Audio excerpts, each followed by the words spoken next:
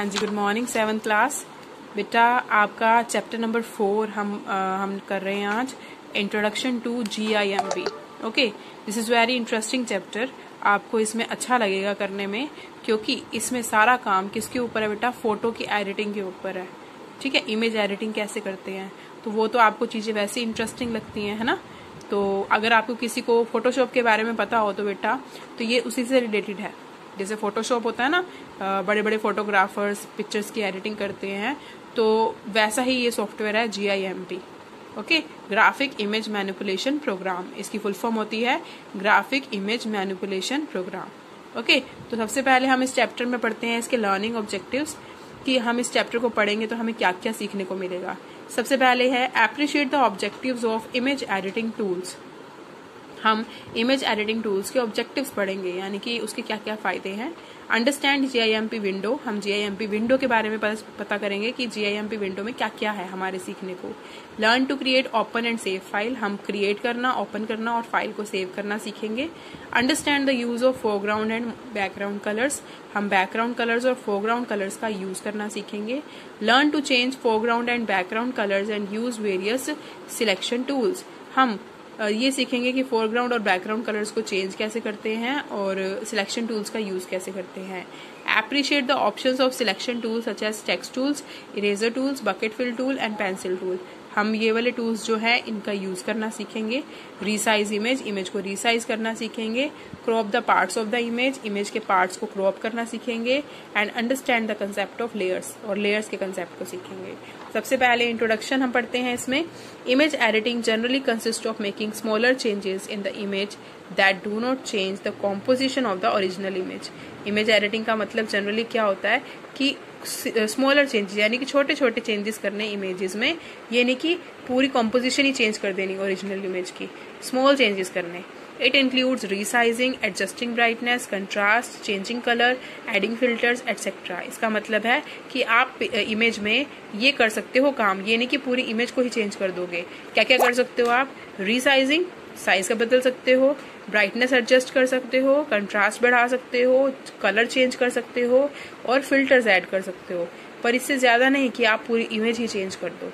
ठीक है, उसके बाद है image manipulation is an art of transforming an image. Image manipulation का मतलब क्या होता है कि हम इमेज की ट्रांसफॉर्मेशन कैसे करते हैं।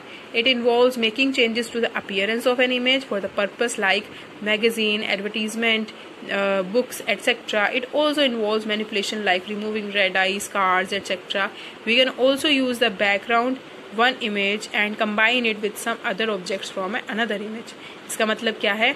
इमेज मैनिपुलेशन का प्रोग्राम है इमेज की ट्रांसफॉर्मेशन करना। जैसे अगर आपकी इमेज मैगजीन में आनी हो, एडवर्टीजमेंट में आनी हो, बुक में आनी हो, तो उसकी हम अपीयरेंस को चेंज करते हैं। ठीक है, जैसे उसमें रेड आई आ जाती है तो रेड आई जो पार्ट इफेक्ट होता है उसको रिमूव करना, स्कार्स आ जाते हैं फेस पे, उसको रिमूव करना, तो वो सब कुछ हम इसमें सीखेंगे। Images are everywhere on computer, हमें पता ही है कि कंप्यूटर में हमें हर जगह इमेजेस होती हैं, such as photos on web page, icons and even from even font भी होता है ना, which are a collection of images or characters. Images are displayed on a computer screen or all digital device as a bitmap. ठीक है, bitmap की form में images displayed होती है कंप्यूटर स्क्रीन पर। This consists of rectangular arrangement of small squares. bitmap का मतलब होता है, जैसे मैं आपको दिखा देती हूँ, जैसे अब ये इस तरह का पेज अगर आपको खुल के आ जाए जिसमें छोटे छोटे स्क्वेयर्स बने हुए हैं, तो उसे बोलते हैं bitmap। ठीक है, ये इमेज कौन सी है? bitmap इमेज है। जिसके पीछे स्क्वेयर्स बन जाएंगे वो बनते हैं बिटमैप इमेज। तो हमारी जितनी भी इमेजेस होती हैं वो किस डिजिटल डिवाइस में जब ओपन होती है तो कौन सी फॉर्म में ओपन होती है? बिटमैप में, यानी कि इसे पिक्सल्स बोलते हैं, रो और कॉलम में अरेंज होती है। ठीक है, उसके बाद अब हम देखते हैं, इसमें यही बताया हुआ है कि इसके पिक्सल्स अरेंज करते हैं हम। जैसे अभी देखो, images are not like what we see on computer screen. इमेजेस वैसी नहीं होती जो हम कंप्यूटर स्क्रीन पर देखते हैं। When we magnify an image we can see the pixels. जब भी हम मैग्नीफाई करते हैं ना पिक्चर को, तो हम उसके पिक्सल्स देखते हैं। जैसे कई बार आप क्या करते हो, आप उसको ना स्ट्रेच कर देते हो पिक्चर को, तो उससे क्या होता है, उसके पिक्सल्स फट जाते हैं, है ना, फट जाते हैं ना, तो वो इसी की वजह से होता है। जैसी हमें इमेज दिखाई देती है रियल में वो वैसी नहीं होती, वो पिक्सल्स में डिवाइडेड होती है। जैसे अभी ये Z बना हुआ है, ठीक है, तो ये Z भी पिक्सल्स में डिवाइड है। अगर हम इसके एक भी पिक्सल को खींचेंगे, स्ट्रेच करेंगे, तो क्या होगा, पिक्चर आपकी ब्लर हो जाएगी, ठीक है। तो better is the quality of image. इससे क्या होता है कि आप जितने पिक्सल्स ऐड करते हो उतनी क्वालिटी इमेज की बढ़ती है। Okay, increasing resolution of increasing the file size, इससे उसका रेजोल्यूशन बढ़ता है तो फिर साइज भी बढ़ जाता है फाइल का, जब आप पिक्सल्स को बढ़ाते हो तो, ठीक है। तो अब देखिए फिगर वन शो क्या कर रही है, एक नॉर्मल व्यू, ये नॉर्मल व्यू है पिक्चर का, लेकिन जब आप उसको मैग्नीफाई कर रहे हो, यानी मैग्नीफायर जूम करके देख रहे हो, तो वो ऐसे दिख रहा है, देखो, ठीक है, 100% टू सी पिक्सल्स, इसमें आपको पिक्सल्स दिखाई दे रहे हैं। और फिगर 3 में क्या हो रहा है, फिगर 3 में आपको ये बता रहा है कि लेटर Z जो है वो मैग्नीफाइड हो चुका है टू शो द पिक्सल्स। ये मैग्नीफाइड होने के बाद की पिक्चर दिख रही है और ये मैग्नीफाई होने के पहले की पिक्चर दिख रही है, तो आपको फर्क दिखाई दे रहा है। इसमें आपको पिक्सल्स दिखाई दे रहे हैं और इसमें पिक्सल्स नहीं दिखाई दे रहे। तो जब भी हम इमेज को स्ट्रेच करेंगे या मैग्नीफाई करेंगे तो आपके पिक्सल्स दिखाई देते हैं, पिक्सल्स फट जाते हैं, तो ये फर्क होता है। उसके बाद आपकी फर्स्ट एक्टिविटी है, जैसे आपने यहाँ पिक्सल्स में Z बनाया हुआ है, वैसे आपको अपने नेम का फर्स्ट लेटर जो है वो आपको पिक्सल्स में ड्रॉ करना है। जैसे मैंने अपने नेम का फर्स्ट लेटर P ड्रॉ कर रखा है, आपने अपने नेम का फर्स्ट लेटर यहाँ पे ड्रॉ करना है, ठीक है बेटा। उसके बाद नेक्स्ट में है कि एक्टिविटी करते हैं, find out different software available for image manipulation. एक तो आपको बताना है कि और कौन कौन से सॉफ्टवेयर होते हैं इमेज की मैनिपुलेशन के लिए। आउट ऑफ दीज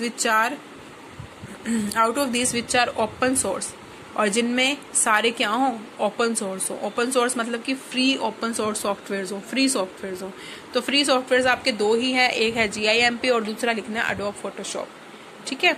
उसके बाद इंट्रोडक्शन टू GIMP। GIMP है क्या, तो उसके बारे में हम पढ़ते हैं। GIMP की फुल फॉर्म होती है GNU इमेज मैनिपुलेशन प्रोग्राम या फिर graphic image manipulation program, okay. और ये एक open source image editing software होता है, ठीक है। ओपन सोर्स मतलब होता है कि इसको ओपनली आप कभी भी डाउनलोड कर सकते हो, आपको कोई पेमेंट देने की जरूरत नहीं है, इसको परचेज नहीं करना पड़ता आपको, ये एक फ्रीवेयर सॉफ्टवेयर है, okay.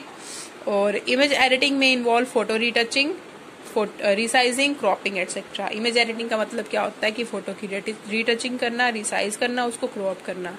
GIMP can be also be used as a simple paint program, वो एक सिंपल पेंट प्रोग्राम की तरह भी यूज होता है। तो इसका पहला वर्जन जो रिलीज हुआ था वो था 1996 में, जिसको किसने किया था, Peter Mattis and Spencer Kimball ने, ठीक है। बाद में उसको रिलीज किया 1998 में, ठीक है। फिर उसका लेटेस्ट आया 2.8 जो अब आप यूज करते हो 2012 में, ठीक है। तो ये 3 वर्जन बने अभी और तीसरा वर्जन अभी आप यूज कर रहे हो।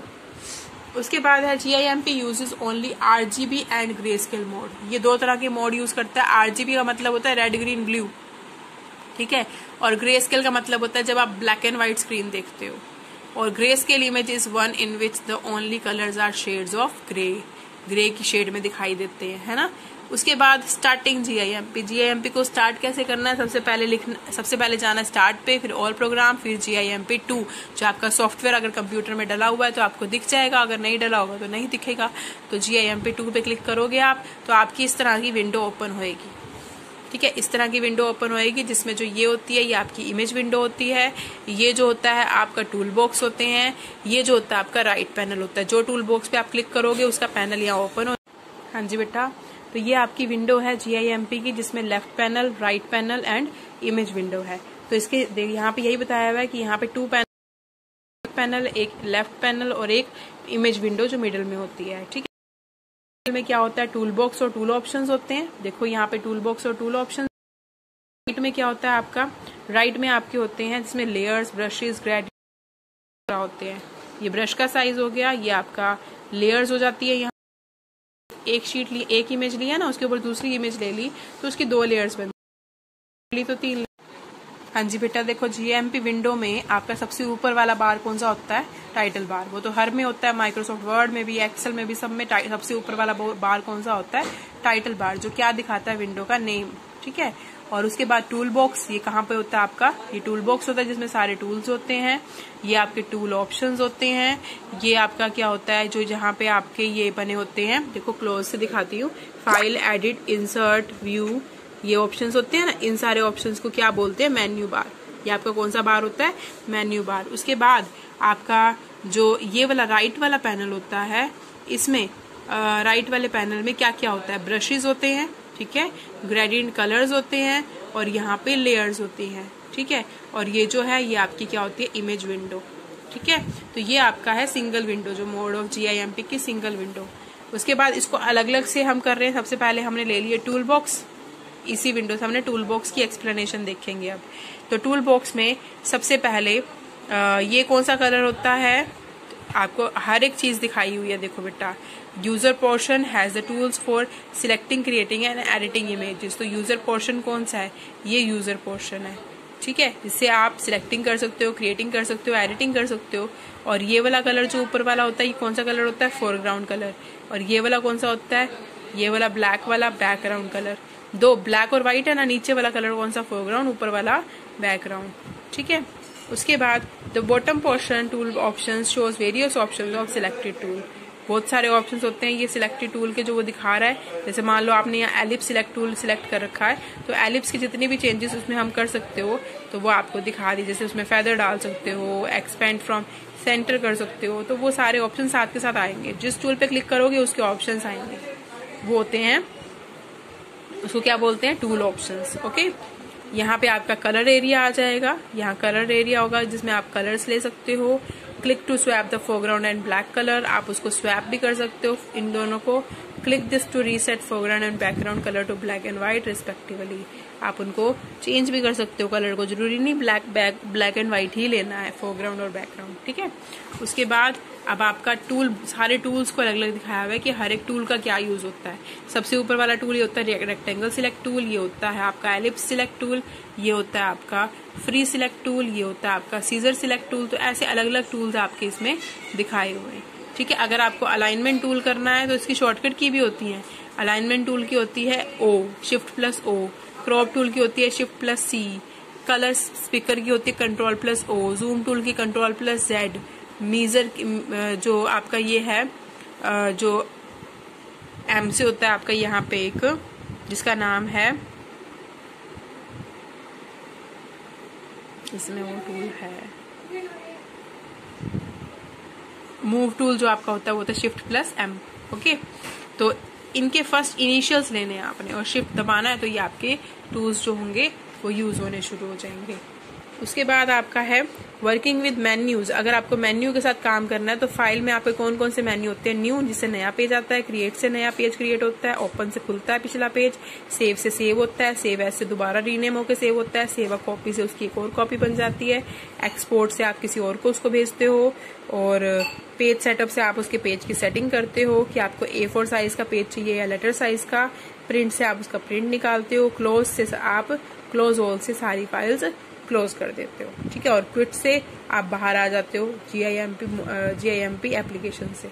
ओके, तो यहाँ तक हमने रीड किया बेटा 49 पेज तक। पहले आज आप इतना ये कर लो, और जो मैं काम भेजूंगी उसको आपने फेयर नोटबुक पे करना है, उसके बाद हम नेक्स्ट पेज करेंगे, ठीक है बेटा।